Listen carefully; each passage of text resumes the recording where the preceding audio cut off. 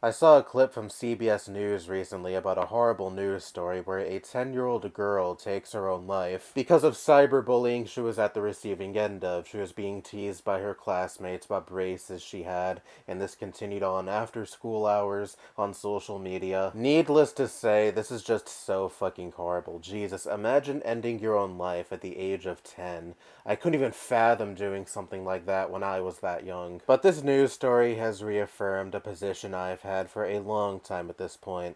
Children should not have smartphones or have unfettered access to any smart device in general. Now, this video isn't to throw blame at this child's mother for giving her a smartphone and not monitoring her phone usage enough. This woman has gone through enough grief with losing her daughter. She acknowledges what she could have done better, and obviously no parent wants to envision something like this happening to their child. But children should not have their own smart devices and most certainly should not be on social media. This is far from the only story of its ilk where a minor is harassed and bullied relentlessly on social media, and that results in them taking their own life. And I've lambasted the whole attitude that goes something like, people just need to toughen up and grow thicker skin because it's like the Wild West here online. I think that line of thinking is stupid even when it comes to adults, and especially stupid when we're talking about children and teenagers. These are people whose brains are still forming. You're not fully gelled as a human yet when you're a minor. Hell,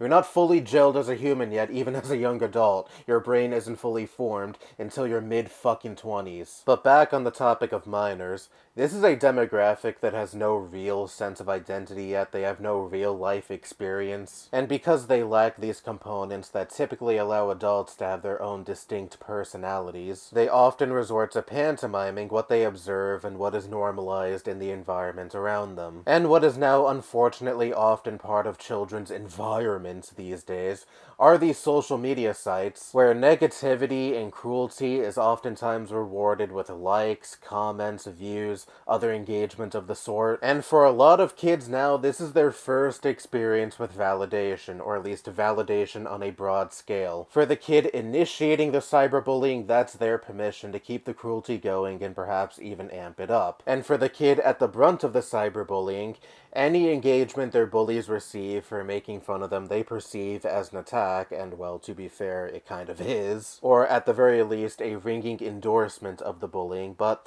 they're unable to discern between real life and social media. Because for a lot of kids, especially when we're talking about kids as young as 10, this online space is an extension of their environment. Because like I've said before, by the time these kids are cognizant of anything, they've already had an iPad shoved into their face for them to play on and have unrestricted access to. They get sucked into these social media algorithms pretty much immediately after they exit the womb. And even if it is completely unintended by the parents, these children are brought up in this digital reality where their self-worth is tied to social media likes and positive comments and views because their formative years were spent on these platforms and observing influencers who glamorize a life that is completely dependent on high social media engagement. So the problem runs much deeper than just these kids need to grow thicker skin and learn that cyberbullying goes away once you turn off the device. We have an entire generation of children now who are pretty much raised by these platforms. It's all they fucking know,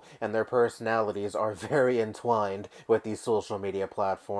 What's the solution? I honestly don't know. I would like some kind of mandate that keeps children off social media and would prohibit them from unrestricted usage of smart devices, but how does that look in practice? Oh right, adults being forced to give nefarious tech companies and sketchy websites their IDs and payment information. But the bottom line is, children should not have access to smartphones and any other smart device of the sort. The best solution I can conjure up, at least at this moment, is of course parental intervention, but you know, even then, a lot of parents can't be fucked to be good parents and just want to shove an iPad into their kid's face to shut them up. But still, your little kid does not need a smartphone. Even removing the aspect about predatory social media algorithms they're especially susceptible to. Why exactly does your kid need a $1,000 iPhone? Do you want to know what's the most important functionality, or at least what should be the most important functionality of a smartphone? It's not going on TikTok or YouTube YouTube